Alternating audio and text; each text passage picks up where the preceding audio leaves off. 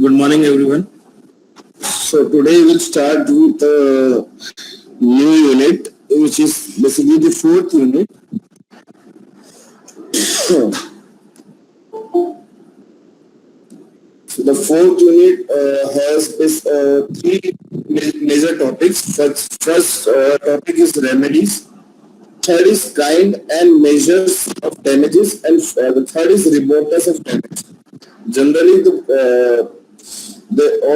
in your paper, there is always a question from this topic, remoteness of damage.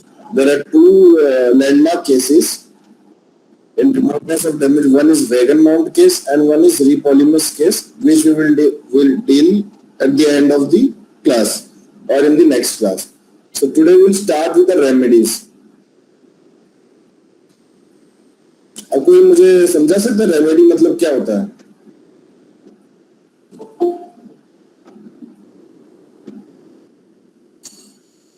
Sir, remedy means relief to someone from any damage or tort. एक second, just a second. आवाज आ रही है मेरी? Yes, sir. Yes, sir. अब बताइए remedy से क्या समझते हो आप? Sir, remedies means relief to someone. Remedy Meenu अब तो तेज बोलिए, आप क्लियर नहीं आ रहे सामने से. Sir, relief. Remedies means relief. ठीक है, रिलीफ ओके. और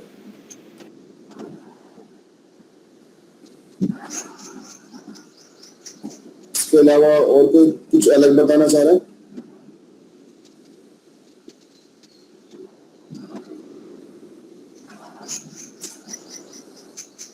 सर कुछ राइट को रिकवर करना. किसी राइट को रिकवर करना, बेसिकली अगर आपको कुछ नुकसान हुआ, डैमेज हुआ, तो उसको रिकवर करना है ना. देखो सही, आप सही कह रहे हो. एक सिंपल चीज समझो कि है ना, जब भी आपका किसी को नुकसान किया है, जैसे आपको फिजिकली किसी ने हार्म किया है या आपकी प्रॉपर्टी को किसी ने हार्म किया है, तो लॉ क्या करता है बेसिकली, मतलब सिविल लॉ की बात कर रहा हूँ, वो ये करता है कि आपको उसी पोजीशन में लेके आने की कोशिश कर रहा है वापस, है ना. मान लो कि जैसे कि किसी ने आपकी गाड़ी का शीशा फोड़ दिया सामने वाला, ठीक है, तो अभी जनरली लोग मान जाते हैं, पैसे दे देते हैं. अगर नहीं मानते तो आप क्या करते हो? कोर्ट कंप्लेंट करते हो, कोर्ट में जाते हो उसके अगेंस्ट. तो कोर्ट क्या करता है कि चलो 15,000 का आपका जो विंडो 15,000 का है, तो आप 15,000 वो अवॉर्ड करेगा, प्लस 15,000 सब इंक्लूडेड हो गई, प्लस आपको आपकी गाड़ी इतने दिन बंद रही तो आपको ट्रांसपोर्टेशन कुछ और यूज करना पड़ा, तो वो डैमेजेस आपको देगा. ऐसे करके कैलकुलेट करा के आपको 16-17,000 रुपए डैमेज मिल जाएगा. तो कोर्ट का क्या रहता है कि लॉ क्या कहता है कि आपको जो लॉस हुआ, जिस पोजीशन में आप पहले थे, कोशिश करी थी उसी पोजीशन में आप वापस आपको लेकर आ जाए. ये जनरली आपकी लॉ है.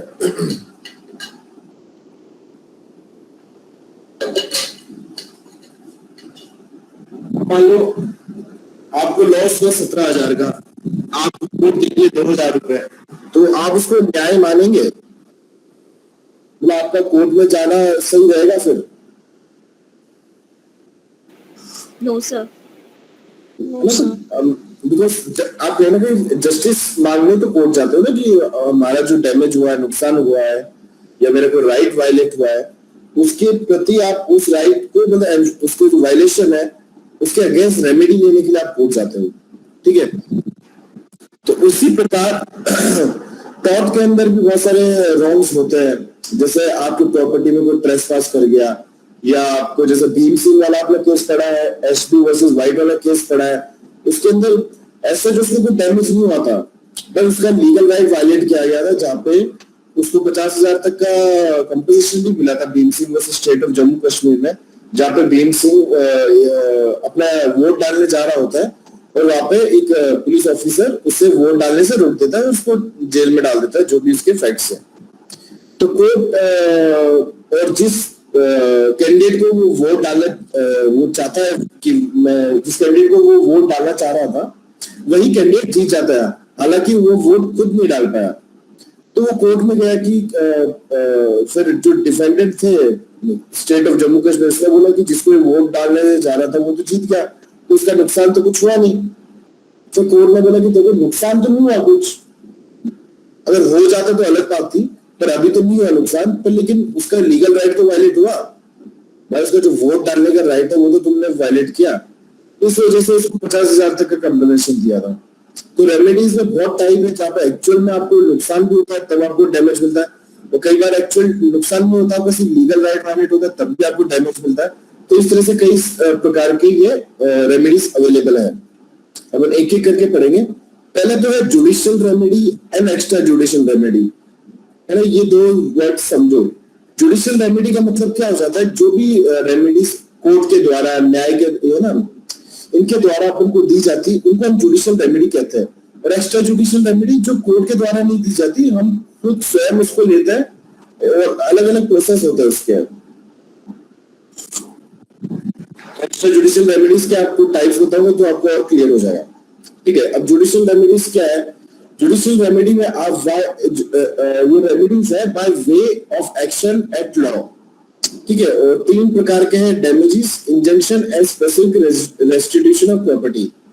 तो जुडिशियल रेमेडीज का मतलब ये है कि जो आपने as per the law action लिया, मतलब कोर्ट में जाके या पुलिस से कार्रवाई करवा के, है ना, जो कि कोर्ट में न्याय में इसमें न्यायालय द्वारा आपको मतलब रिलीफ मिलती है।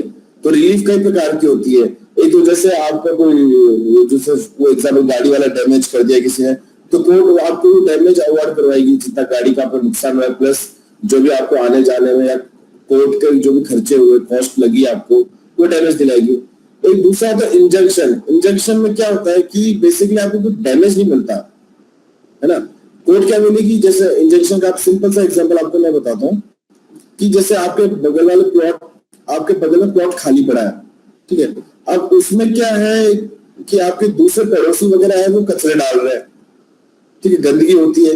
तो अब आपने प्लॉट के मालिक को भी कह दिया कि भाई आप अपने प्लॉट पे डंडा करवाओ या कचरा डालते रोको लोगों को कचरा डालने के लिए, फिर भी लोग मान नहीं रहे, ठीक है, तो आप कोर्ट में जाओगे, उसके अगेंस्ट इंजंक्शन लोगे, है ना, अगेंस्ट जो भी पूरे कॉलोनी में लोग हैं या जो भी इंजेक्शन लोगे कि इस प्लॉट में कोई कचरा नहीं डालेगा, अन्यथा उस पर कानूनी कार्रवाई की जाएगी। तो कोर्ट के द्वारा इंजंक्शन दिया जाएगा सबको पार्टी बना के कि आप ये काम नहीं करेंगे, और जो भी कचरा ऑलरेडी है वो मकान मालिक, जो प्लॉट का जो भी मालिक है उससे वो हटवाएंगे।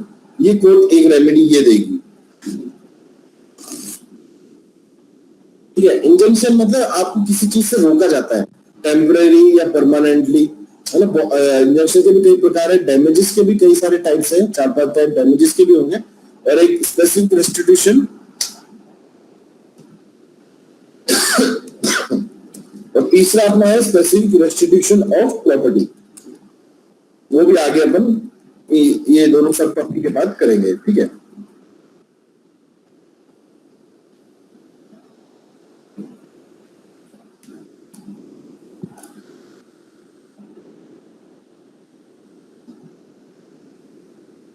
ठीक है, ये आपके 3 टाइप के जुडिशियल रेमेडीज हो गए, damages, injunction, specific restitution of property, ठीक है। और दूसरा है extra judicial remedies.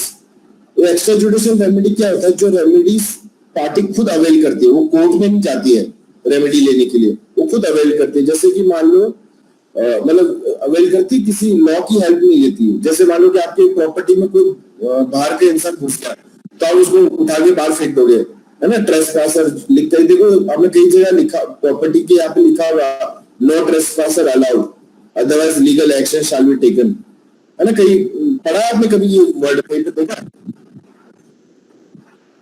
ट्रेसपासर्स are not allowed, board देखा आपने कहीं पे? ये नहीं सर, नहीं देखा। विशाल क्या करना कभी, है ना, कोई प्रॉपर्टी अगर कोर्ट ने या किसी ने अपने अंडर ले रखी है ना, या डिस्प्यूट में, तो यहाँ जनरली लिखा रहेगा ट्रेसपासर्स आर नॉट अलाउड, ठीक है। उसका मतलब सीधा बात ये है कि उस प्रॉपर्टी में जो उसका ट्रेसपासर्स जनरली वही कहते हैं कि जिसके उस प्रॉपर्टी में कोई एंट्री नहीं है, कोई राइट नहीं है, मतलब जो स्ट्रेंजर है, बाहर है, अलग इंसान। तो ये कई सारे बोर्ड लगे हुए थे, आपको देखने मिल जाएंगे, है ना। तो इसमें क्या होता है कि अगर मान लो कोई आपके घर में जबरदस्ती घुस गया, तो आप क्या पहले कोर्ट में जाओगे उसको निकालने के लिए?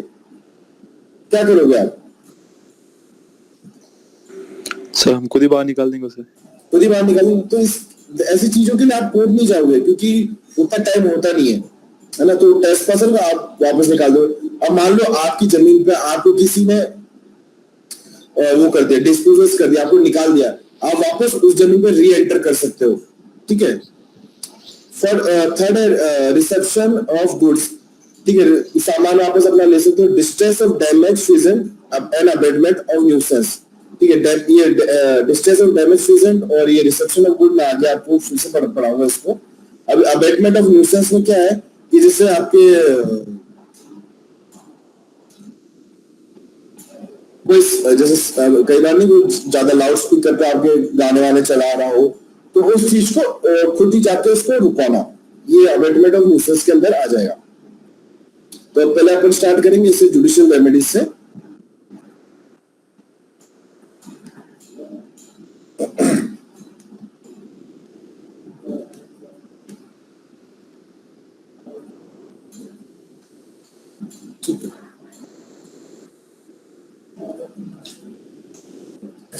Now, judicial remedies. Tort is a civil wrong. सबको पता है tort civil wrong है, for which the remedy is by way of an action for damage. तो tort एक civil wrong है, और जिस अगर उस wrong का violation होता है तो उसका जो remedy available है वो आपको damage के form में, compensation के form में आपको मिलता है।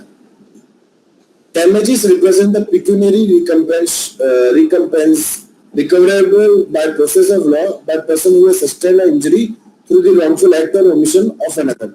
मतलब जो डैमेज क्या है, बेसिकली आपको पर्टिकुलर एक अमाउंट है ना, जिसको काउंट कर सकते हो, मतलब 50,000, 1,00,000 रुपए डैमेज, 1,000 रुपए डैमेज, है ना। तो वो पिक्यूनियरी आपको कंपनसेशन मिलता है, जो कोर्ट आपको मिलता, कोर्ट के द्वारा आपको मिलता है, जिससे कि जो पर्सन को जो इंजरी हुई है किसी गलत कारण से, गलत ओमिशन से, उसके लिए उसको पिक्यूनियरी अवार्ड मिलता है डैमेजेस के लिए।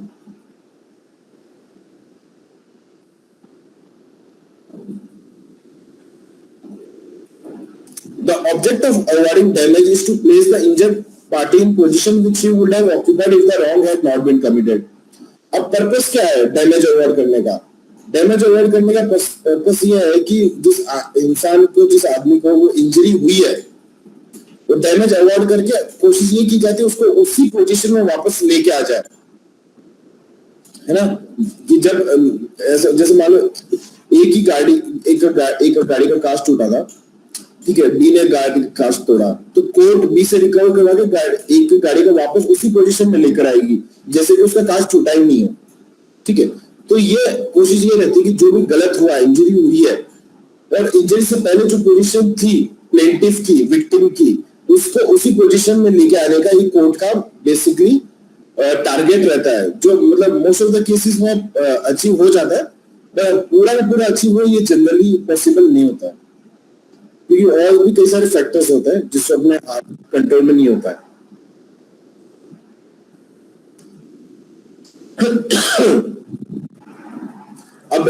अब ये तो हो गया डैमेज के बारे में। अब डैमेज के भी दो टाइप होते हैं, जनरल डैमेज होता है और एक स्पेशल डैमेज होता है, ठीक है। Damage which law presumes to be the natural consequence of the defendant acts are general damage, whereas damage the law will not infer unless proved at the trial are special damage. देखो general damages क्या हो जाएगा, जो naturally किसी चीज को मतलब नुकसान पहुंचता है, जो पता है कि हाँ इसने जैसे पत्थर फेंका गाड़ी पे, कांच टूटा, वो नेचुरल उसका नुकसान है। अब मान लो कि स्पेशल डैमेज क्या होगा कि जो लॉ को नहीं पता है, जो आपको खुद को बताना पड़ेगा कोर्ट में कि मेरे को स्पेशल डैमेज ये हुआ। मान लो कि उस कांच के अंदर, उसके अंदर आपका और कोई कीमती सामान भी पड़ा हुआ था, जो उस पत्थर कांच गिरने से वो भी टूट गया, ठीक है। तो वो आपको अलग से बताना पड़ेगा कि ये स्पेशल डैमेजेस हुआ, और वो कई सारे अलग अलग हो सकते हैं। या जैसे कि मान लो गाड़ी में कोई ड्राइवर बैठा हुआ था, तो उसे पत्थर से कांच फोड़ा तो ड्राइवर को भी लग गया, और ड्राइवर को लगा ठीक है, मतलब हालांकि उसको ऐसा कुछ इस तरह की इंजरी नहीं, पर उसको मेडिकल एक्सपेंसेस हुआ, जैसे वो गया, उसने अपने ट्रीटमेंट करवाया, थोड़ा बहुत अपने जांचें करवाई, तो ये उसके मेडिकल एक्सपेंसेस है, ये स्पेशल डैमेज में आएंगे, ठीक है।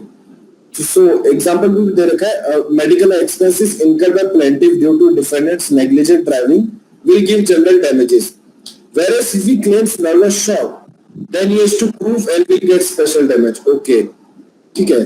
सो मेडिकल एक्सपेंसेस वाला भी था, और अगर एक और एग्जांपल दिया है, जैसे कि एक कार का एक्सीडेंट हो गया, कार के एक्सीडेंट में इंजरी तो होगी, मेडिकल एक्सपेंसेस कवर हो जाएगा, पर जैसे नर्वस शॉक में चले जाता है कोई इंसान, शॉक समझते हो आप, अपन लोग क्या बोलते हैं उसको, जैसे एक सेकंड,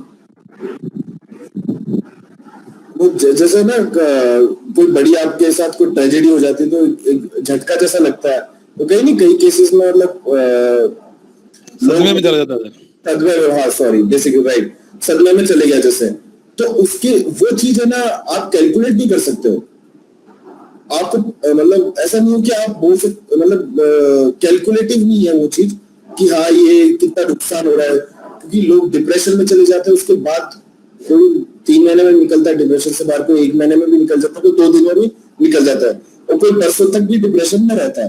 तो ये चीजें ना दिखती नहीं है, मतलब ऑन द फेस दिखेगी नहीं, आपको ये बताना पड़ेगा कोर्ट में अलग से प्रूफ देके कि ये इस पर्टिकुलर इंसिडेंट से ये स्पेशल डैमेज भी हुआ है। तो जनरल डैमेजेस के अलावा आप स्पेशल डैमेजेस भी क्लेम कर सकते हो।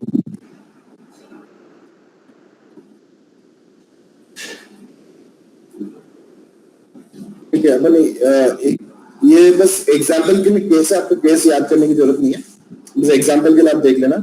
इसमें मैं आप सबको एक राय और दूंगा, ठीक है। आपका इस बार फर्स्ट ईयर में हो, राइट, तो पेपर अभी तक आपने कोई पेपर नहीं दिया, इधर से इंटरनल होता नहीं, आपका एनुअल पेपर होता है। तो एक चीज मैं आप सबको एडवाइस करूंगा, प्लीज केस का नाम गलत मत लिखना कॉपीज में, है ना। कोई भी कुछ भी केस बना देता है, जैसे मैं आपको बता दूं, कोई किसी ने बना दिया Vishal Nagda versus State of Rajasthan, बच्चे करते हैं, किसी टीचर का नाम लेके केस बना देते हैं, या किसी, वो सब मत करो। पढ़ने में आता है, अगर आपको 15 में से 10 नंबर मिल रहे होंगे ना, सीधे वो 6 नंबर पे आ जाएगा वो, तो आप नंबर मत कटवाओ गलत केस लिख के। अगर केस का नाम याद नहीं आता ना, तो मत लिखो, आप क्या लिख दो कि in the landmark case of supreme court, है ना, इस तरह से लिख दो कि हाँ कि सुप्रीम कोर्ट या हाई कोर्ट में ये केस हुआ था। अगर केस का नाम नहीं था, लिखो मत केस का नाम, फैक्ट्स लिख दो कि इस केस में ऐसा हुआ था, एग्जाम्पल की तरह। गलत केस लिखोगे तो आपके नंबर कटेंगे, ठीक है। इससे अच्छा है कि केस का नाम लिखो मत। ये बहुत बड़ी स्टूडेंट गलती करते हैं कि है ना, हम ज्यादा केस दिखेंगे ना तो नंबर मिल जाएंगे, क्योंकि हर टॉपिक पे सबको टीचर्स को पता है कि कौन सा लैंडमार्क केस है और कौन सा लैंडमार्क केस नहीं है। तो आप कोई एरा गेरा इस तरह का केस लिखोगे तो समझ में आ जाता है कि ये नकली केस है, तो उसको क्रॉस वेरीफाई भी कर लेते हो फटाफट। तो इसलिए ऐसा काम मत करो जिससे आप कोई गलत केस लिखो। इससे अच्छा सिर्फ सिंपल, जैसे ये वाला एग्जांपल है, अभी ये मैंने स्वराज मोटर प्राइवेट लिमिटेड, आपको नहीं पता स्वराज मोटर, मत लिखो, आप तो बस ये लिख दो कि केरला हाईकोर्ट ने इस एक केस में ये चीज कही थी, बस ये लिख दो। और ये मान लो कि आपको जैसे पूरा केस का नाम नहीं पता, आपको बस ये याद आ रहा है स्वराज मोटर्स, तो लिख दो इन स्वराज मोटर केस। ऐसा नहीं कि आप उसका आगे भी कुछ लिखना चाह रहे हो, अगर आपको ये सेकंड नाम नहीं आ रहा मत लिखो, पहले दो अक्षर, पहले दो नाम नहीं आ रहे तो वो लिख दो, पर गलत मत लिखो, जो भी लिखो वो सही लिखो, क्योंकि गलत लिखते हो ना आपके नंबर कटते हैं उसके। ठीक है, क्लियर है सबको? Yes sir. बाकी एक बार आंसर राइटिंग के ऊपर भी थोड़ा डिस्कस कर लेंगे, आपके जब थोड़ा आपका सिलेबस लास्ट में खत्म होने आ रहा होगा तो मैं एक क्लास इसके ऊपर ही ले लूंगा कि आंसर राइटिंग में आप क्या क्या चीजों को ध्यान रखें। और एक चीज है कि अपना पढ़ना स्टार्ट कर दो, आपकी यूनिट्स जो हो चुकी है वो अच्छी बात है, उनको रिवाइज करो और प्रीवियस ईयर पेपर्स वगैरह देखो कि क्या क्या टॉपिक्स कवर हो रहे हैं जनरली पेपर्स में, और उस बेसिस पे अपनी प्रिपरेशन करो। क्योंकि अभी तो कोविड का सिचुएशन अच्छा नहीं है, तो 15 मई तक तो कोई एग्जाम होने की संभावना नहीं लग रही मुझे, पर फिर भी अब अपनी प्रिपरेशन अपनी रखो, क्योंकि है ना ज्यादा टाइम मिलेगा नहीं पेपर पर एग्जाम के लिए, 10 दिन पहले आपको इन्फॉर्म करेंगे 10-15 दिन मैक्स टू मैक्स, ठीक है। तो अपनी प्रिपरेशन रखते हो और डाउट्स जैसे जैसे आते हैं जिस सब्जेक्ट में भी, तो जो भी कंसर्न टीचर्स है आप उनसे कांटेक्ट करिए और अपने डाउट क्लियर करिए।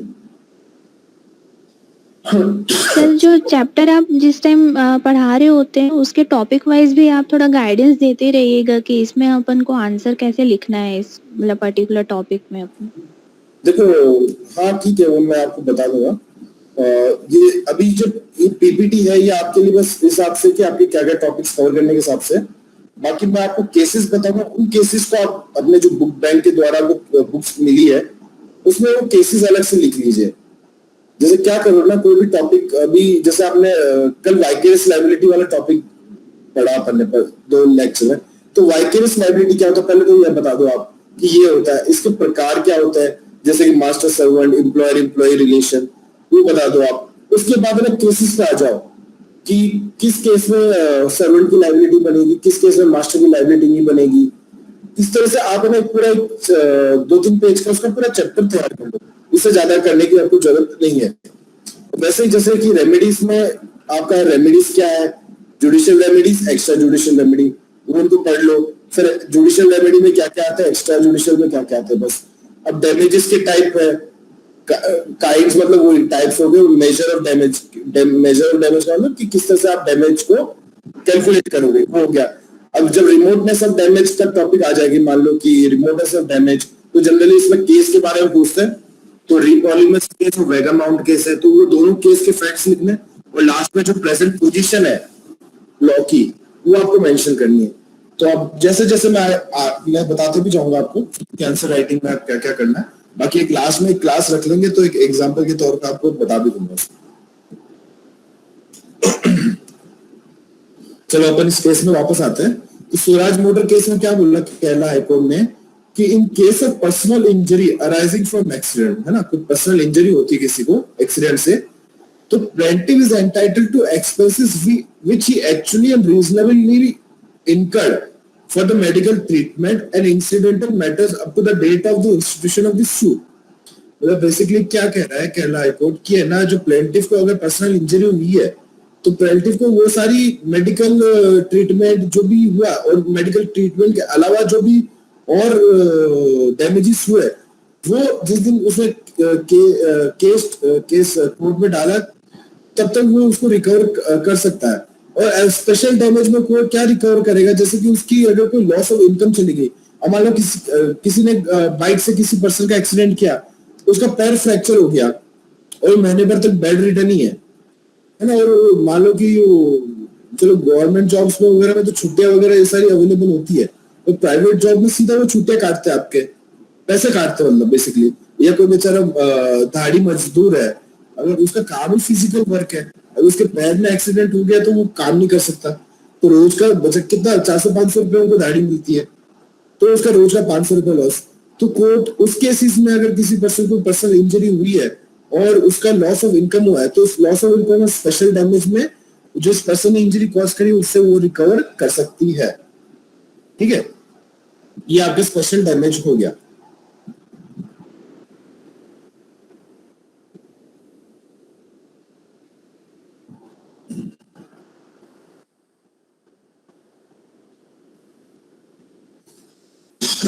अब शफीक वर्सेस प्रमोद भाटिया, मध्य प्रदेश का केस है, मध्य प्रदेश हाईकोर्ट का। देखो वापस ये AIR ऑल इंडिया रिपोर्ट 1998 का केस है, एमपी मतलब मध्य प्रदेश हाईकोर्ट, उसके 142 पेज पे केस दिया हुआ है।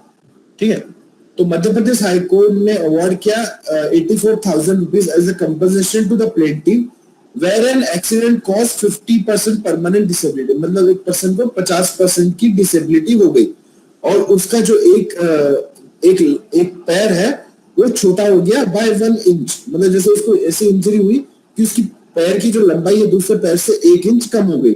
The claimant was not able to carry on his business of sale of clothes by taking round from place to place। अब जब पैर दोनों बराबर नहीं रहे तो उस वजह से उसको चलने में दिक्कत हुई, तो उसका काम ही ये था कि अब कपड़े बेचने का, तो एक जगह से एक जगह जा नहीं पाया। The principle in this regard is that damages are intended to put the plaintiff in the same position as he would have been if he had not received the injury. तो कोर्ट ने उसको जो 84,000 rupees का compensation दिया, उसमें ये बोला कि जो प्रिंसिपल है डैमेज अवॉर्ड करने का, कंपनसेशन अवॉर्ड करने का डैमेज है ना, वो ये है कि प्लेंटिफ को सेम पोजीशन पे लेके आना है. सेम पोजीशन मतलब कौन सी, जो उसको इंजरी हुई उससे पहले वो था, ठीक है, ताकि वो वापस उसी जगह पे आ सके. ये मेन प्रिंसिपल है डैमेज अवॉइड करने का.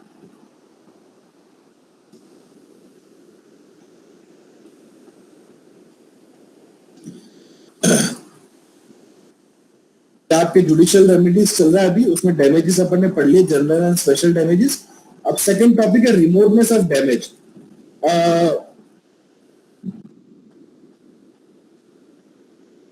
ठीक है, मेरे को अब बताइए कोई कि मान लो किसी का, मान लो कोई क्या बोलते हैं इसको, एक सेकंड, हाँ, कोई मैकेनिक है, ठीक है, उस मैकेनिक ने गाड़ी ठीक करी नहीं सही से, और है ना एक बेचारा ट्रक वाला है, उसने ब्रेक ठीक करना था, उसने ब्रेक ठीक नहीं किया, ब्रेक जीरो था, ट्रक चल दिया, ठीक है. अब उस वजह से क्या हुआ, अब आगे ट्रक वाले को पता चला ब्रेक है नहीं, तो अब वो आगे गाड़ी खड़ी थी उसमें जाके भिड़ गया, ठीक है, ये उसका डैमेज हुआ. अब जब ट्रक भिड़ा, पीछे से लाइन 10-15 गाड़ियां भिड़ गई, ठीक है. अब तो आप एक बात बताइए, जो मैकेनिक की गलती थी, ब्रेक उसने ठीक नहीं किए, तो वो अपन उसको कहां तक लायबल करेंगे. एक लायबिलिटी तो होती है कि उस ट्रक को जो डैमेज हुआ, जिसको ठीक करना था, उसकी लायबिलिटी. एक है कि जो पीछे 10-15 गाड़ी का एक्सीडेंट हुआ, क्या उसके लिए उसको लायबल किया जाएगा? सर ट्रक वाले की गलती है ना, उसको ब्रेक देख के ले जाना चाहिए था ट्रक. मान लो कि उसने नहीं देखा ब्रेक, वो ये विश्वास में था कि हमेशा इस गाड़ी से इससे ठीक करवाता, हमेशा सही काम करता है, एक बार उसे छोड़ दिया. देखो अपन भी क्या होता है ना, हमेशा कोई चीज है अपने मतलब विश्वास में अपन कर लेते, आगे बढ़ जाते हैं, है ना. उसको ये मान लो, फैक्ट्स को थोड़ा सा उतना कॉम्प्लिकेट मत करो. अब ये मान के चलो उसे ठीक नहीं किया और ट्रक वाले ने भी नहीं देखा, तो आप मेरे को बताइए कि उस जो मैकेनिक की लायबिलिटी कहां तक आएगी? सर जो खाली एक गाड़ी में जाके जो ट्रक भिड़ा था, खाली उस तक ही आएगी. और जो पीछे जिन गाड़ियों का एक्सीडेंट हुआ, उसके लिए कौन लायबल होगा? उसके लिए तो उसको नहीं कर सकता ना मैकेनिक को लायबल, क्योंकि फिर मैकेनिक ही होगा लायबल तो. ठीक है, देखो ये टॉपिक अपन लास्ट में पढ़ेंगे. एक रीपॉलीमर्स केस है, एक वेगर माउंट केस है. जो कोमल एक बोल रही है कि उसको बाकी के लिए वो लायबल नहीं होगा, वो एक तरह से वेगर माउंट केस होगा. एक भूपेंद्र जो बोल रहा है वो एक तरह से रीपॉलीमर्स केस है, जहां पे पहले यही माना जाता था कि अगर उस एक इंसिडेंट से जितने भी इंसिडेंट हुए उसके लिए सबके लिए लायबल करेंगे. और बाद में कोर्ट ने ये बोला कि ये तो बड़ी जाती हो जाएगी, जो चीज आदमी देख ही नहीं सकता कि इस एक काम की वजह से इतना सारा आगे का भी हो जाएगा. तो उस वजह से वो अपन वेगर माउंट वाला केस पढ़ेंगे, तब ये क्लियर हो जाएगा अपन कि है ना एक्चुअल में लॉ आज के टाइम पे क्या कहता है.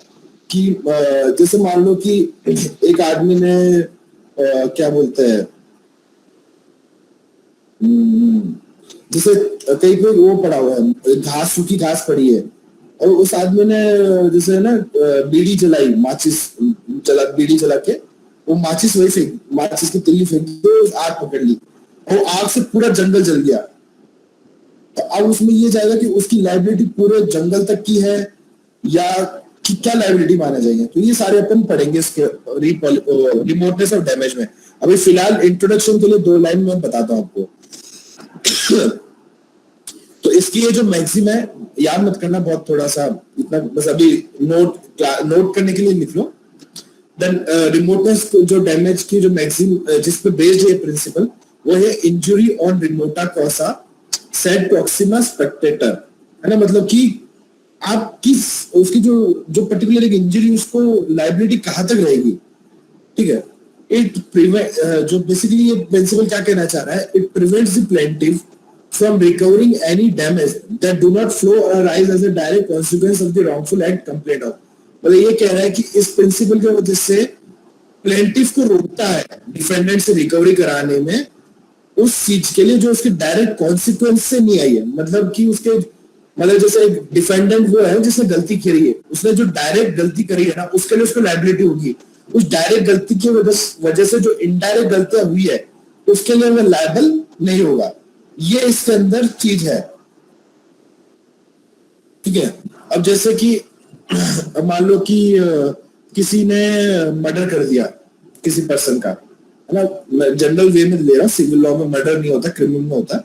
पर किसी ने एक पर्सन का मर्डर कर दिया और ठीक है वो मर्डर के लिए लायबल होगा 302 में, है ना, पनिशमेंट मिलेगी उसको, 300 के अंदर कन्विक्ट होगा आईपीसी में, 302 में उसको सजा होगी। अब मान लो वो मर्डर कर दिया और बेचारी वो मर्डर करने आदमी का मर्डर हुआ और वाइफ मर्डर का सुन के उसका हार्ट अटैक से उसकी खुद की उसकी डेथ हो गई। तो क्या वो जो पर्सन है जिसने उसका मर्डर किया था उसको उस वाइफ के मर्डर के लिए भी लायबल करेंगे? करेंगे नहीं करेंगे? करेंगे सर। मनोज आप कह रहे हो करेंगे? नहीं करेंगे sir.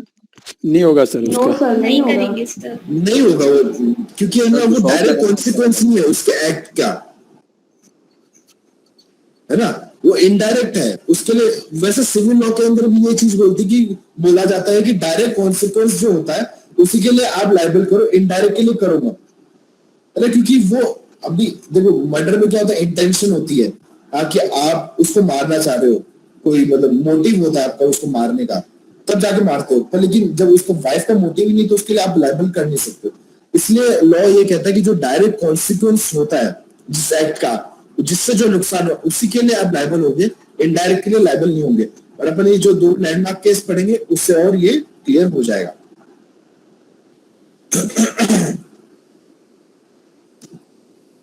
Third, mitigation of damage. It means that in all claims for damage, whether arising from contract or tort, a duty is cast upon the plaintiff to mitigate or minimize the damage, to take all reasonable precaution to reduce the amount of loss or damage arising from the wrongful act of the defendant.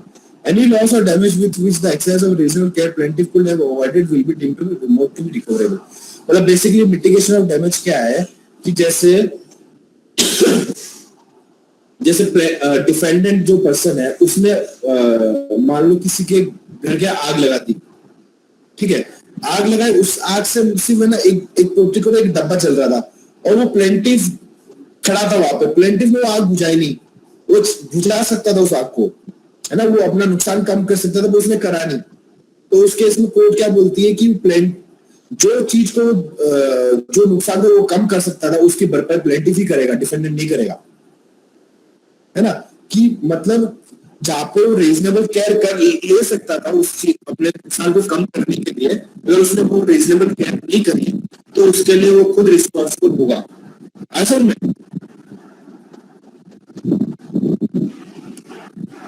ये point समझ में आया आपको? Yes sir. है ना, ठीक है। तो ऑब्वियसली बात है कि आपका किसी ने नुकसान किया तो आप ऐसे नहीं कि हाथ रख के खड़े हो गए जलने दो, मैं तो डैमेज नहीं करूंगा, नहीं, वो गलत है। आप अगर उस चीज को कम कर सकते हो, अपने डैमेज को रोक सकते हो, तो आपको वो करना पड़ेगा। और अगर आप नहीं करोगे तो कोर्ट उतना ही डैमेज देगा जितना कि वो चीज आप रोक सकते, तो उससे पहले तक का जितना नुकसान हुआ है उतना ही वो आपको डैमेज मिलेगा।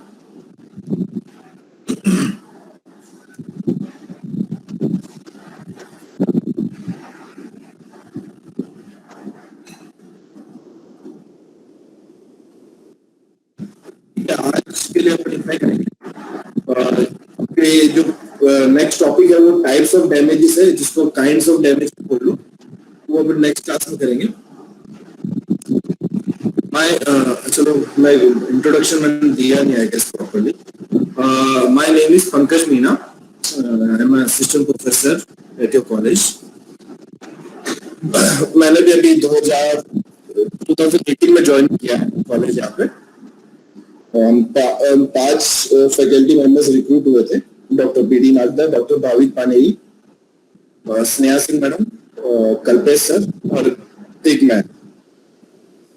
और मैंने अपना ग्रेजुएशन जो किया है वो 5 ईयर लॉ किया मैंने, BA ऑनर्स LLB ऑनर्स किया मैंने नेशनल लॉ यूनिवर्सिटी जोधपुर से और LLM करी है मैंने Indian law institute new Delhi है, सुप्रीम कोर्ट के सामने ही है ये इंस्टीट्यूट।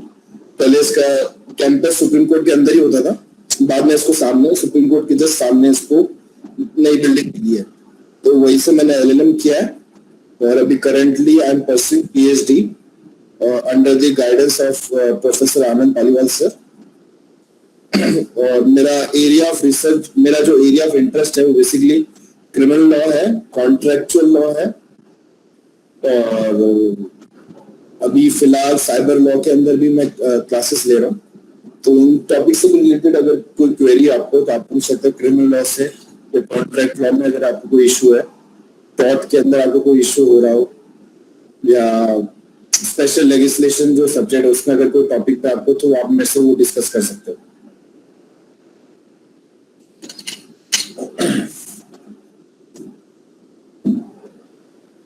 बेसिकली मेरा अभी जो PhD का टॉपिक भी है वो डेटा प्रोटेक्शन लॉस पे है, उस पे मैं परस्यू कर रहा हूँ।